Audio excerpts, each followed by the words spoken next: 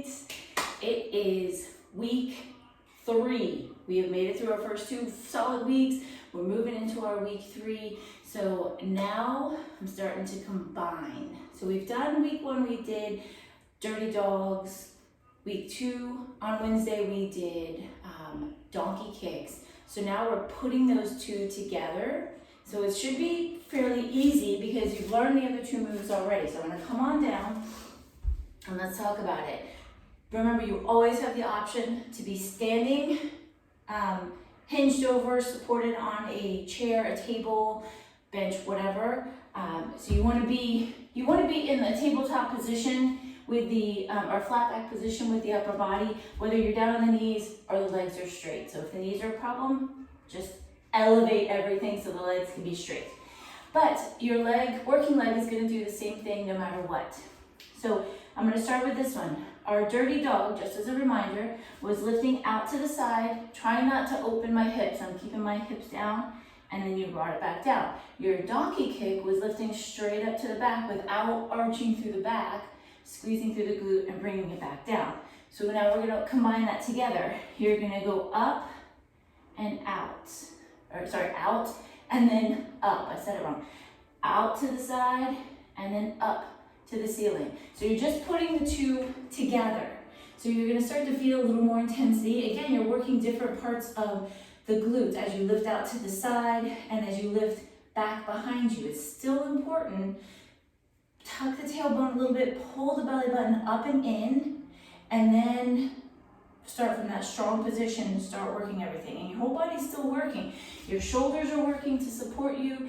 Everything in the core, the back, is working to hold you stable as you lift out to the side and up. And again, eye gaze is out front. You want that neutral spine. You don't want to be cranked up looking at something there or looking back at your feet. Nice neutral spine, gazing out in front of the hands, out to the side, up to the ceiling.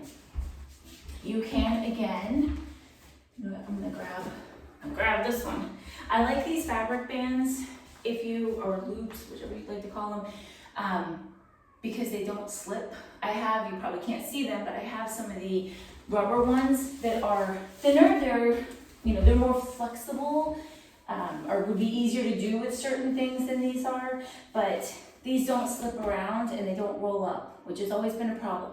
I've always found too, if you're using a band and it is rolling, it's probably too light. And you either need the double band or you need to get a stronger resistance band, because if it starts to roll, it's usually because it's too light.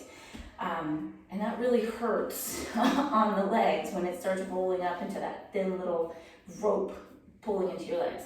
So if you wanted to, like I like to say, be extra and add some extra resistance, tuck the toes or release the toes, whichever feels better for you. You're still going to pull out to the side, lift up to the ceiling. Now you can see here, my range of motion is a little bit less because I have this resistance. That's okay.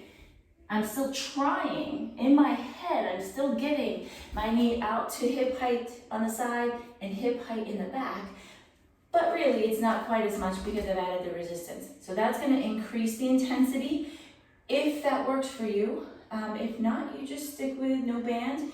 Again, you have the options to do multiple sets, set a timer, and work towards a time limit. You could pulse too. Pulsing is always good. If you wanted to go pulse, pulse down, pulse, pulse down. Sometimes like that, get a good song on with a good beat. Follow that beat, a little pulse, pulse down, pulse, pulse down. Anything that helps you get through it is what I like to say. If it helps you to find a beat and hit the beat of the music, do that. If you want to have a timer set and you want to try to go as long as you can to that timer, do that. If you want to count your reps, whatever you need to get there. Again, you're on week 3, you're getting into week 3 here, so if you can, let's start increasing a little bit. If you haven't added any kind of resistance to it, maybe add a little resistance. If you've never done pulsing on any of these moves, start adding a little pulsing because that just gets a little deeper in, makes the burn a little bit more. If you've only done one set of 30 seconds on each side, well, maybe try doing 2 sets of 30 seconds today, or maybe try going for 45 seconds each side. Find a way this week to ramp up, to increase your time, your intensity, something with each move this week. And each of us will give you ideas as well. But start thinking about that, because I want you by the end of the month, I want you to be doing the most you've ever done with these booty exercises. So don't sell yourself short. You are more capable than you think you are. So make your mind believe that your booty can do it and get out there and get it done. All right, I'll see you next time.